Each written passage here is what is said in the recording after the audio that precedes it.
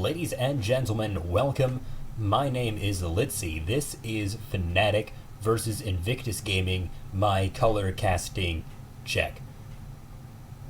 So, first, let's start off with who Fnatic has banned. We're in the banning phase right now, and they've taken away Akali, Irelia, and Aatrox. Aatrox, not really surprised. Akali, again, not really surprised.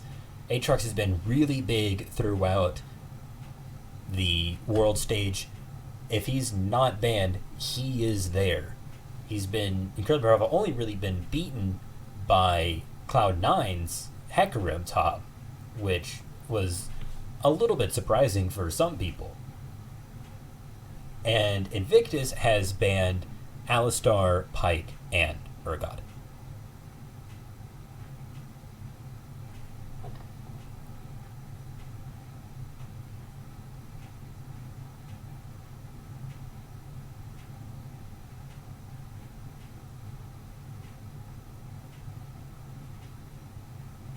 So Pyke can be a little bit weird. He's the only AD support really, and he has the ability to really pop off and also give his team a lot of gold through his ultimate ability. And also he has some of the best 1v1ing ability out of any support because of his combo. He can hook, then he can dash, he stuns, then he hits them, that if he's running electrocute, that can proc electrocute, and then he uses his W to get away. And also the sustain that he can have in lane is really powerful because of his passive, being able to get health back whenever he's out of sight. That means, he takes some damage, he takes some poke, it's fine. He just goes into a bush and then he comes back out and he's good. It means you really have to, when you want to kill Pyke, you have to do it. You have to go in and get him.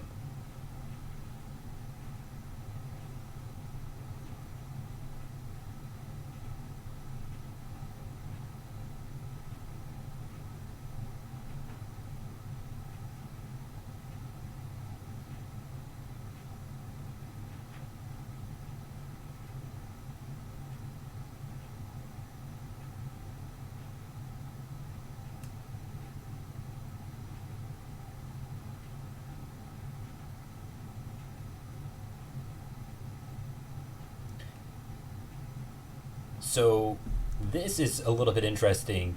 Obviously, Caps is not going to be playing Sion mid. That's going to be traded out with Hilla saying he's going to be the one who is playing Sion, obviously. Sadly, I don't think we're going to be seeing inting Sion today with the ZZ Rot portal, although that would be pretty funny to see out on the main stage here.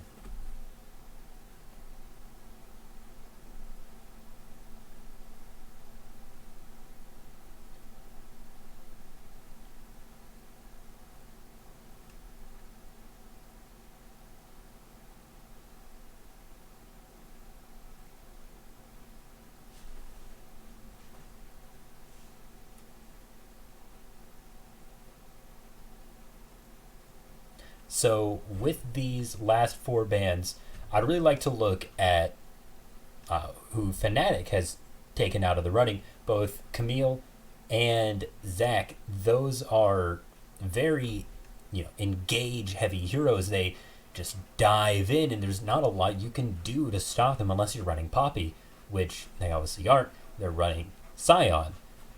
So I think that's pretty interesting that Fnatic is going to be taking a very slow approach to this. They're just going to slowly get ahead. They're going to keep on doing it. And they have very good engage through Rakan and through Sion. But we're not going to be seeing, Zach flying in over a wall. We're not going to be seeing a lot of that. It's going to be very slow, very calculated from Fnatic as they slowly snowball more and more powerful. Now, they will have to be wary of the enemy Kai'Sa, because Kai'Sa does very, very well late game.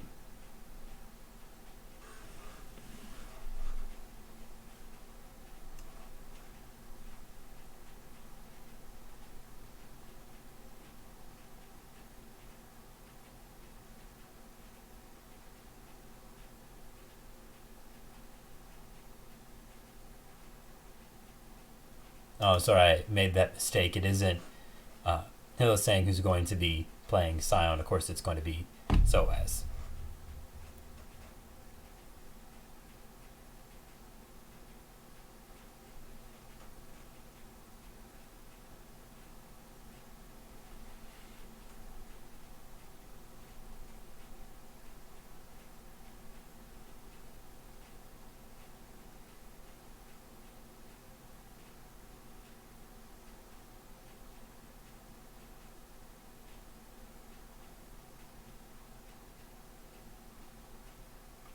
So yeah, this is certainly going to be an interesting matchup. Fnatic has been doing incredibly well. They won the EULCS, and they've come here to Worlds. And the thought in everyone who is outside Korea, I mean, to be fair, the people in Korea too, is Korea actually going to win in the end? They always have ever since they've been in competitive League of Legends. They've won. So we're sort of one. There was one fluke with a Vietnamese team, but for far and away, Korea has been better. But in Worlds, it really hasn't been that Korea either. They've fallen off, or the rest of the world has caught up. So it's going to be pretty interesting to see what Fnatic is going to be able to pull off here.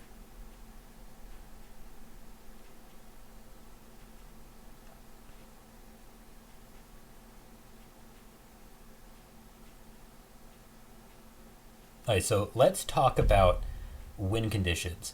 I think that it's pretty interesting to see what the two different teams are going for, because they are going for two different playing styles. If we look over at IG, they're playing more team fights. They have the Ornn with the big knockups and the AoE damage, and then they have Kaisa, who can deal lots of damage to multiple different people. And you have Syndra, who has AoE as well. But when we look at what Fnatic is going, it seems like they're going more towards dueling. It seems like they have a lot of dueling ability. It's very hard to play against a Scion who knows what he's doing, and it's nearly impossible to 1v1 an Olaf. Swain, once again, if you know what you're doing, if the Swain understands who Swain is and what Swain does, it's very hard to play against a 1v1, because that root can reach past minions if it's done right. And and then the Xayah Rakan duo is incredibly hard to beat on your own. So I think that what IG is going to have to do here is they're going to have to engage team fighting as soon as they can.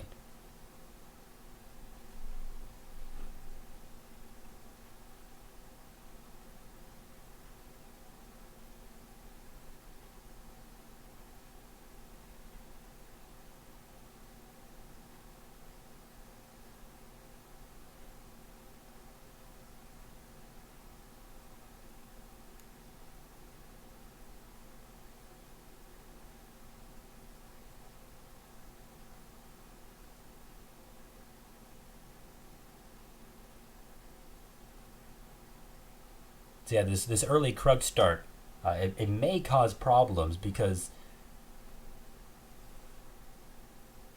I think that Olaf would have done pretty well in a duel with Xin Zhao there. I think that Broxah would have been fine, but he decided to take Krugs, and he probably knows that his blue is gone now. But I'm sure he's just going to work around it. He may invade and try to take their blue after this, and we'll see.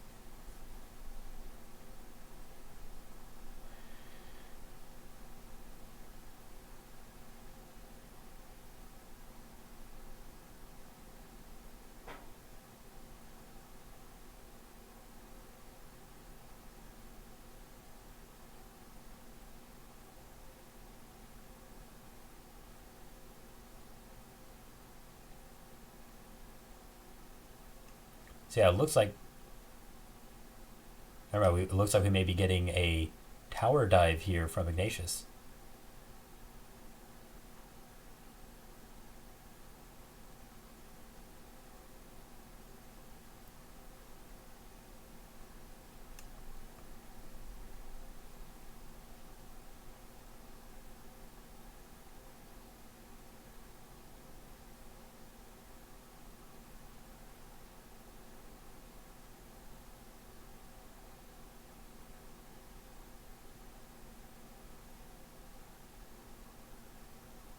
And so that was pretty interesting to see Swain, the way he had to maneuver in order to get that route. It ended up costing him. In this right here, you know, I think that Fnatic probably should have at least tried to stay under tower instead of retreating. I mean, to be fair, I don't think they knew that Ning was there waiting for him, but it's possible that they might have been able to survive if they've got a good Rakan W up there and knock some people up, but it might not have worked.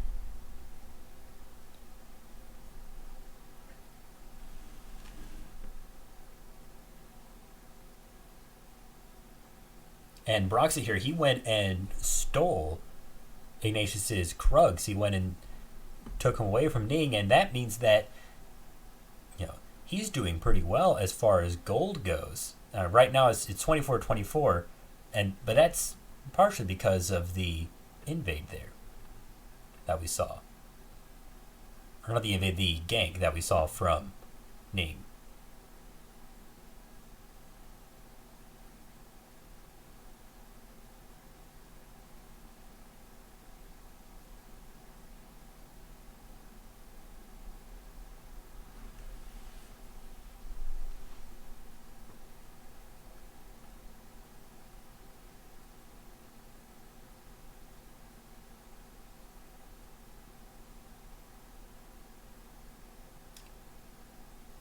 Going back to Broxa, I think that him not being able to get his blue buff has really cost him, because he's had to back many times now because he just simply can't stay in his jungle and farm. And that's what's causing some of the snowball.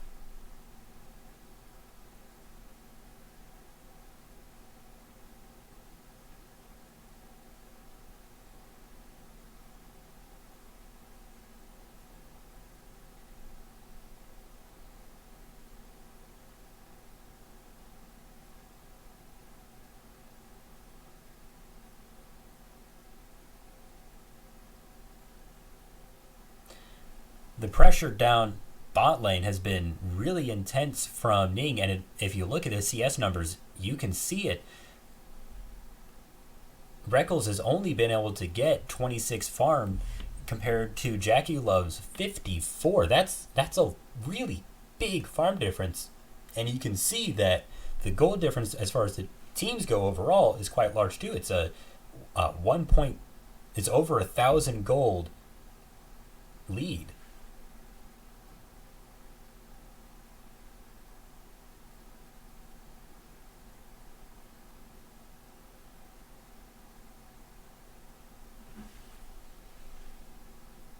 Oh, look at him. He's pretty happy with himself.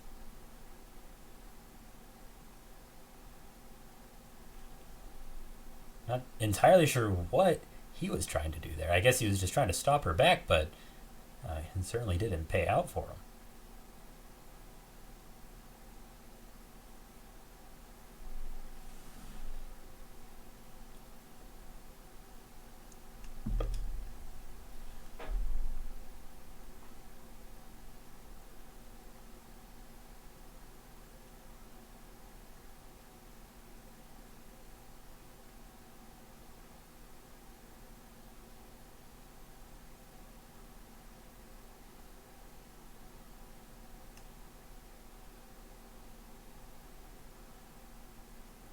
It looks like we're going to be getting quite a good fight down here.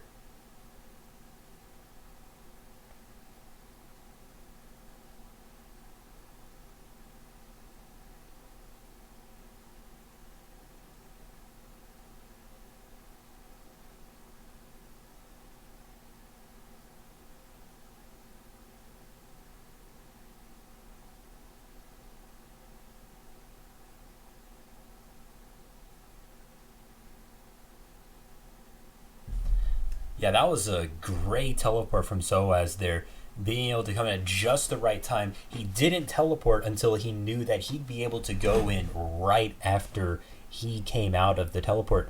If he had done that sooner, that could have caused problems. The engage was at could have been at the wrong time. He might have taken too many tower shots, but Fnatic being able to do that has really paid off, with 3 kills for Fnatic.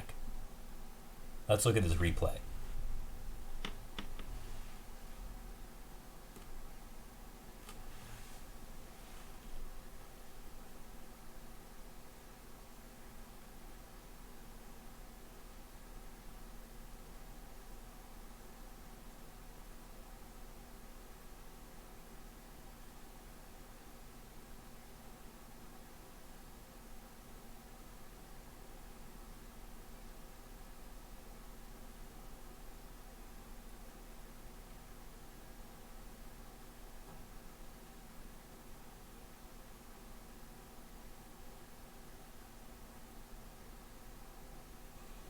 Yeah, I think there we may have been seeing a little bit of conflict of interest. If we look at what was happening, it seemed like Hillsang wanted to go in. He wanted to secure that Leona kill. She was incredibly low.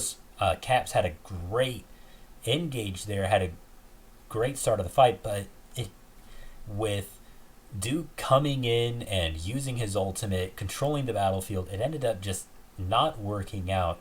Because I think there might have been just a little bit of a communication problem there. And Hillsang ended up, I'm not going to say wait, well, he did. He wasted his ult. He got nothing out of it.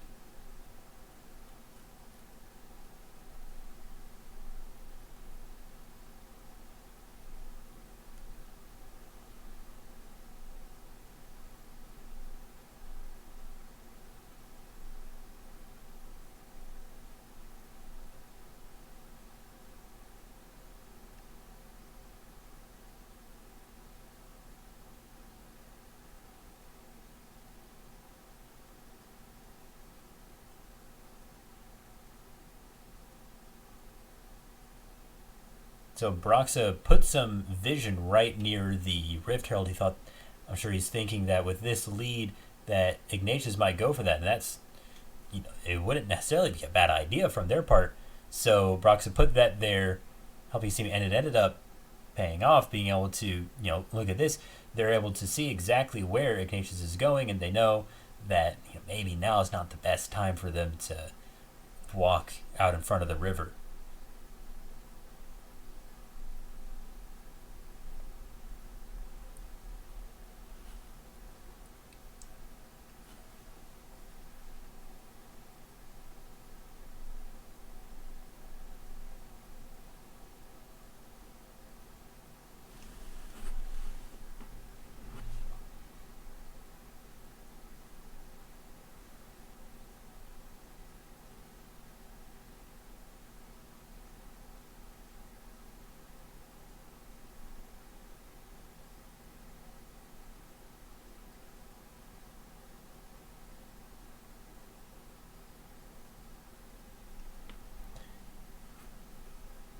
Yeah, it looks like Rakan's going in, and he didn't waste his ult that time, but the pushback I don't think is going to be able to pay out.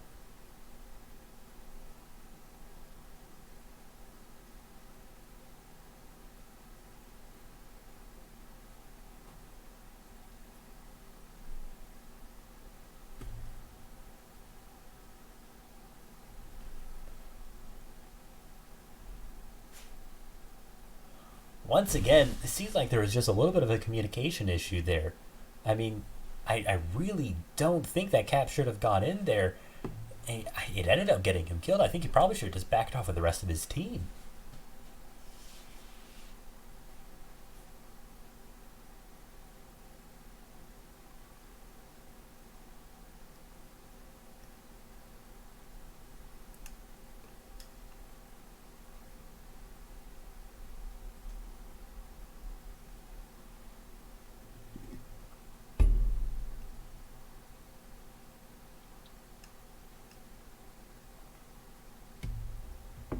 Yeah, so let's look at this. Obviously, it looks like a 3v1. Easy. Caps can go in and get the thing, and then that's where we see that there's people here. Caps, he was just a little bit too far back, or a little bit too far forward, or his team was too far back. And I really don't think that if the rest of his team was with him, I don't think they would have been able to pick up a kill. So, just not really, I'm not going to say not trusting your team, but not entirely knowing what they are doing can really cost you.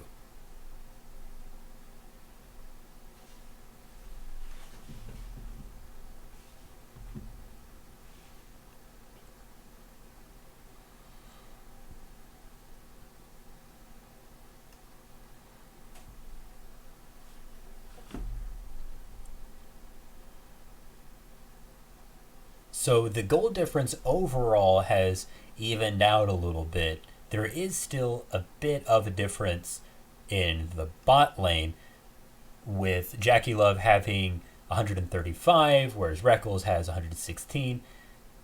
And then also when you consider that,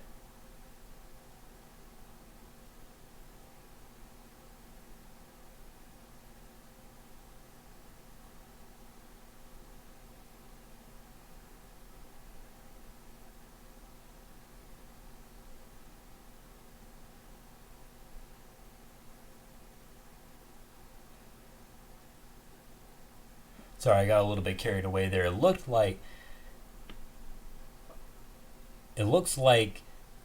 Ignatius is going to be able to take the Rift Herald here, and that will definitely be a very good thing for him because they are already ahead on tower damage, except for I'd say bot lane. Obviously Fnatic has taken a tower there, but I think that overall the pressure has been on Fnatic's side. It was the big gank that allowed them to do that, and this will easily help Ignatius even it out.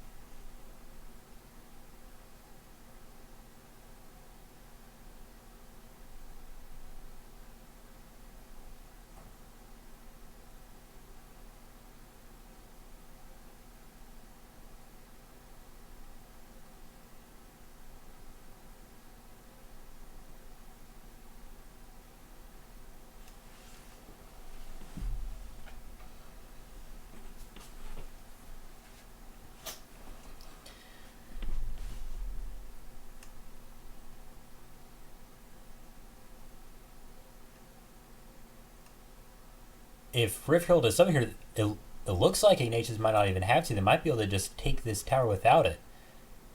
And then it might be after this tower is down, they summon it.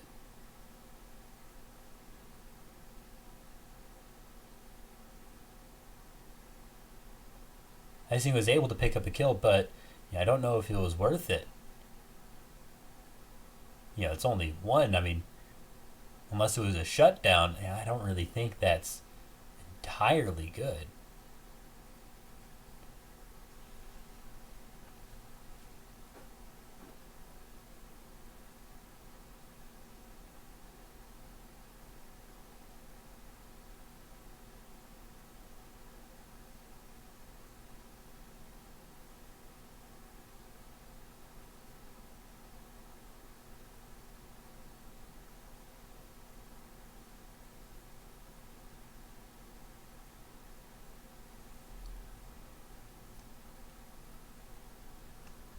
So let's look at this replay. Soaz, in combination with Caps, was able to pick in some people, and then with Caps' ult was able to slow them down, bring them closer, and then Vowlin took a lot of damage. But once again, it seems like we have a little bit of a communication issue. Hylasing, is going in. He's going far. He's getting the people. He's getting them charmed. He's getting them knocked up. He even managed to get a kill.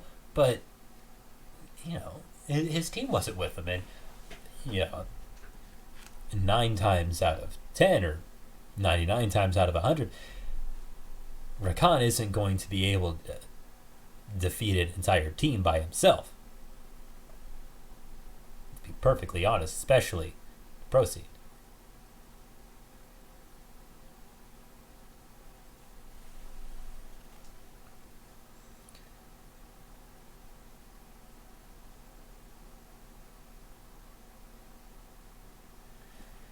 Yeah, so I think Fnatic is going to have to figure that out if they want to win this.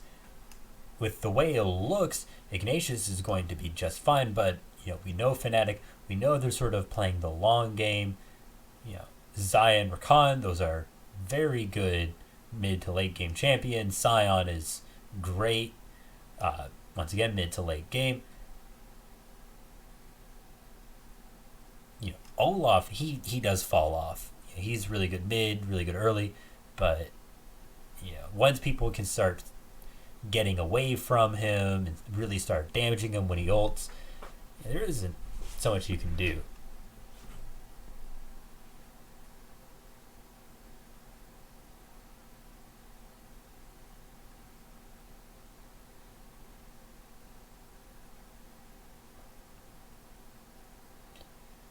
And so just like that, like I was talking about earlier, Ignatius able to pull ahead on the objective lead with that Rift Herald.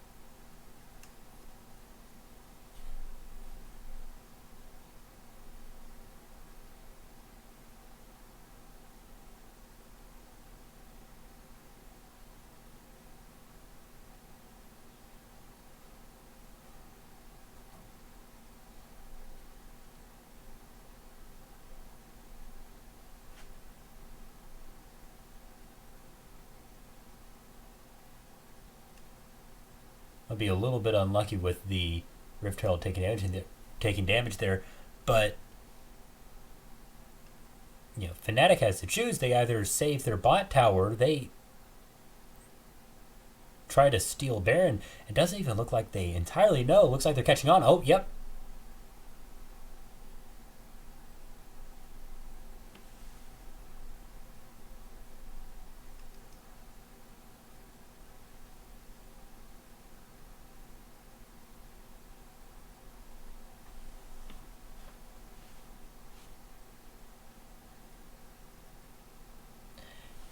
Once again, that Scion ult, it is so powerful when used for objectives like that. He was able to just charge, and he knows they're going to be all bunched up. It's Baron Pit. They have to be. And the amount of damage he was able to pump out before he died forced Ignatius off of Baron. They just couldn't stay on there. We're going to see it again. We look at this Jackie Love. He's at full health, and then he's down. Look at that. He barely gets away with his life.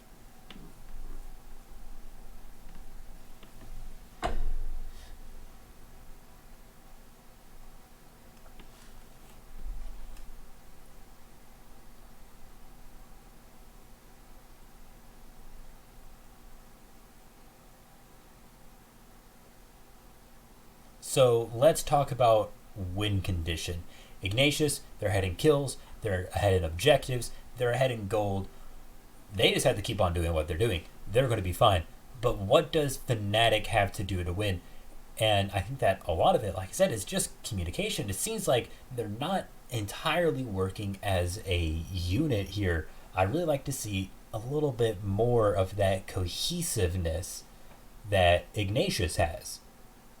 Fnatic has been doing pretty well in the 1v1s, but when it comes to the team fights, it seems like they lose almost every one.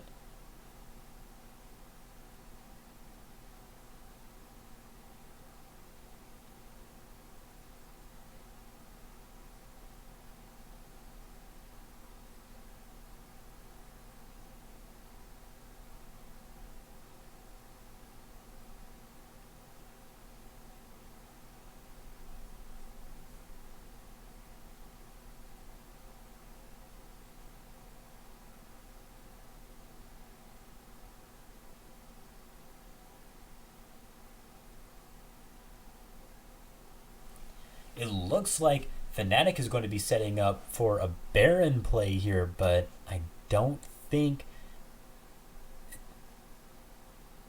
that they're going to be doing it in secret. Ignatius is already going to be coming in, and with what we've seen before, they've been doing incredibly well in team fights, and in a close quarters situation like this, I don't know if Fnatic's going to be able to survive.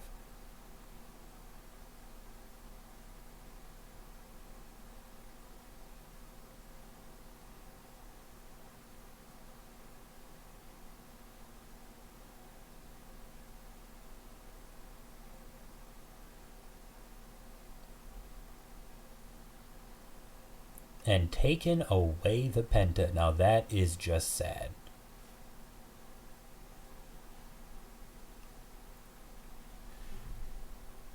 So not only does Ignatius have the Baron buff, they aced Fnatic, which means they should be able to take this tower for free. They should be able to take the next tower for free. They might be able to take Inhib if they go fast enough.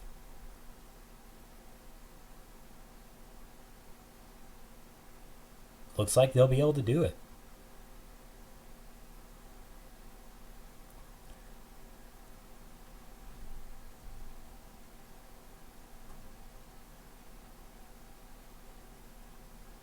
So if we look at this here, they have the vision from Kaisa. They know that they're in there, and here's where the fight really starts. Baolin's going in. He gets some good stuns. He's right in the middle of them, and that allows for the rest of his team to follow up with him. And a very nice Baron steal from Ning.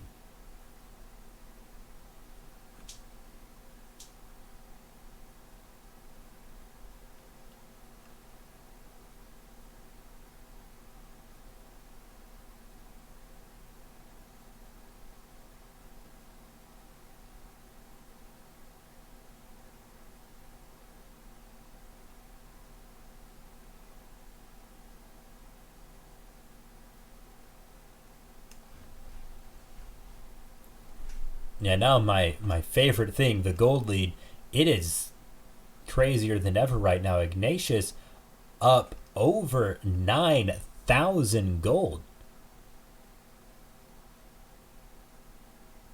Fnatic's is doing the best they can to survive.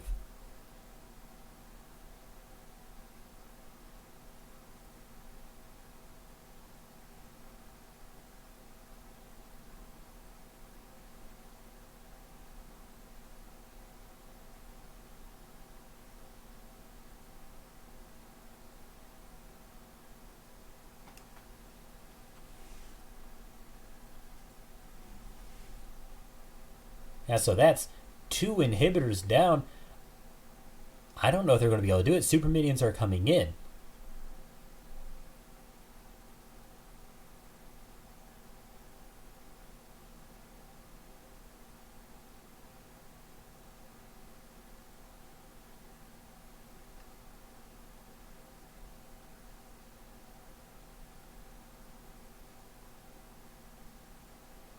And there's the Nexus. It's GG.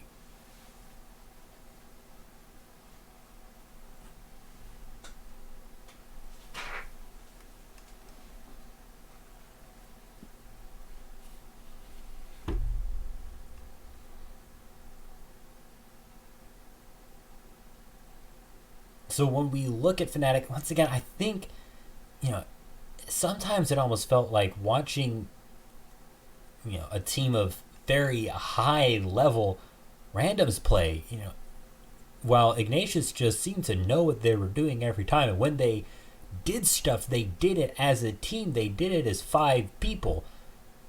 Where Fnatic, some of them had great ideas. Sometimes it was the time to go in, and that one person going in had the right idea. But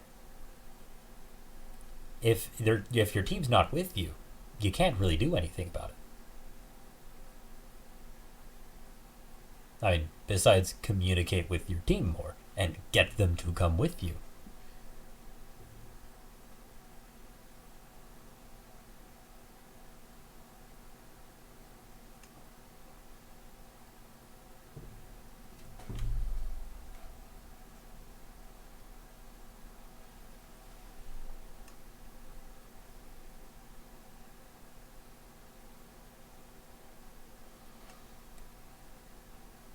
So, we were talking about what Fnatic was doing wrong, but what was Ignatius doing right?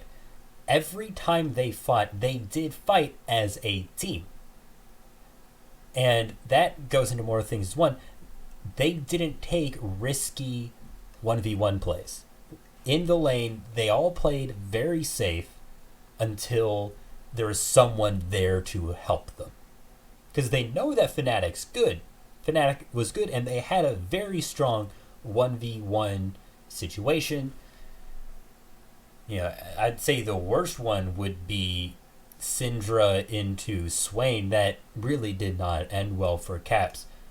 But, that really shouldn't have been as difficult as it was. I mean, Leona Kaisa is in no way weak. Kaisa is incredibly strong. Leona is incredibly strong. But it's also Xayah and Rakan. Those two together make a nearly unstoppable combo.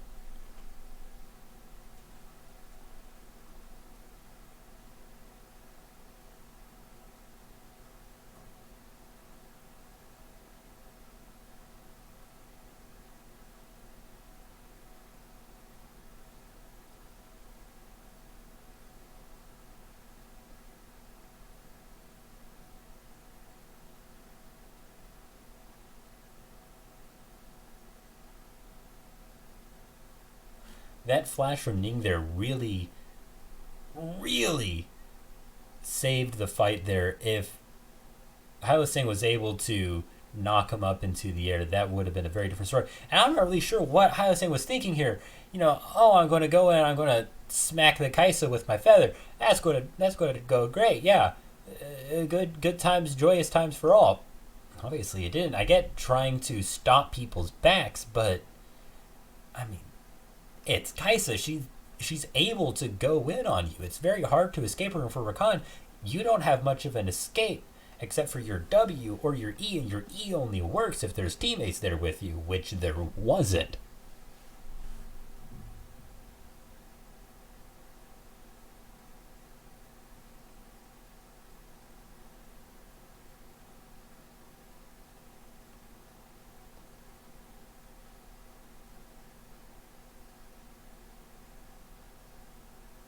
Anyway, that's all for today. Thanks for watching. I look forward to casting with you guys. Obviously, I know I've had a lot of issues in this clip right here. Part of it is I'm a very conversational person. I like having people to bounce off of and communicate with in order to get the best jokes, in order to really get good analysis of what's going on. But hopefully at least my voice sounded good.